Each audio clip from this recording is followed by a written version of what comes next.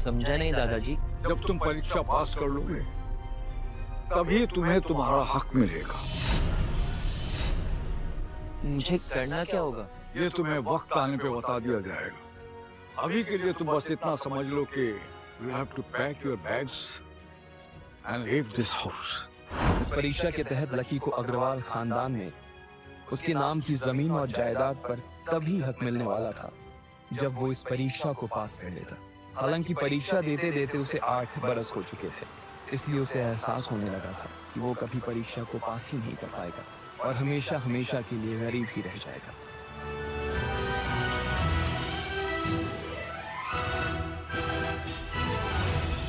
मैंने राहुल के साथ मैचअप कर दिया। आज से यही मेरा बॉयफ्रेंड है।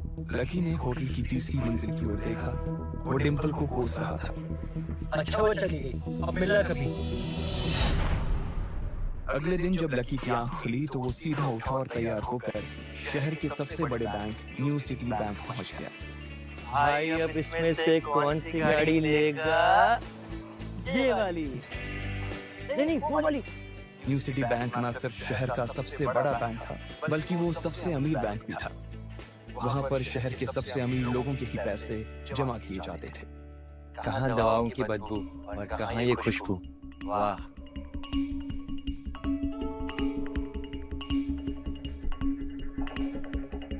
पैसे लेते ही सबसे पहले नए कपड़े खरीदूंगा।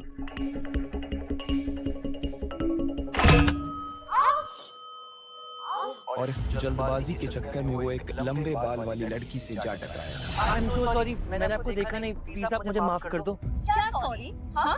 और क्यों नहीं देखा तुमने? तुम्हें इतनी बड़ी लड़की दिखाई नहीं देती है? मैं ट्रांसपेरेंट हूँ क्या? बैंक की मैनेजर यास्मीन पटेल उन दोनों की ओर बढ़ी।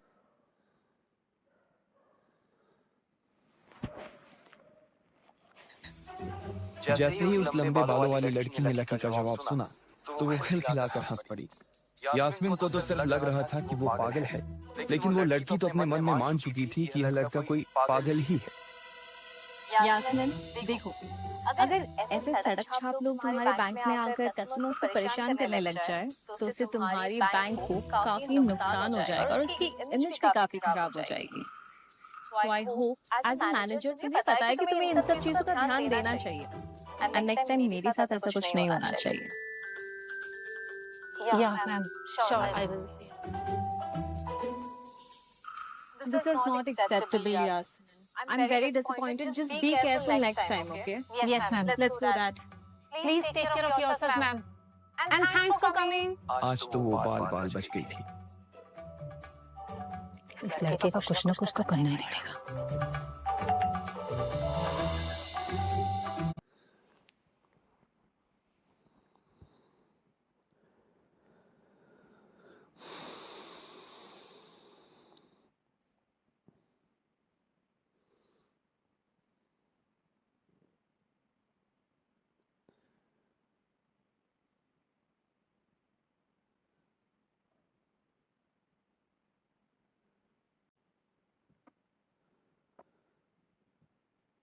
सोफे पर फैला हुआ था। वो उसे देखते ही अचानक सीधा बैठ गया। हेलो सर, कैसे हैं आप? How may I help you? उसके मुंह से बिना लकी को देखते हुए ये शब्द निकले। अरे कौन हो भाई? क्या चाहिए तुम्हें? मैं अपने पैसे लेने के लिए आया हूँ। तुम्हारे पास हमारा सुप्रीम कार्ड है? नहीं। अगर कार्ड नहीं है तो पैसे नहीं मिल सकते। चलो निकलो आउट। नहीं, मैं अपने पैसे लिए बिना नहीं जाऊंगा। भले ही उसके पास कार्ड नहीं था, लेकिन इसका मतलब ये नहीं था कि वो अग्रवाल खानदान का लड़का नहीं था। अरे बोला ना एक बार, अगर कार्ड नहीं है तो पैसे नहीं निकल सकते। और वैसे भी पैसे होंगे तब तो निकलेंगे।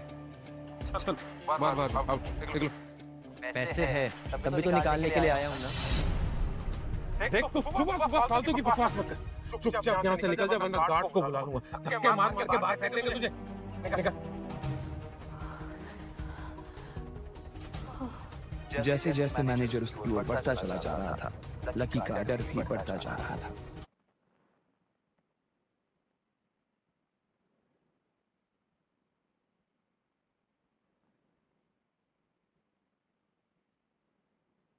अंदर एक लाल बत्ती चल रही थी और वो जोर जोर से बीप कर रही थी।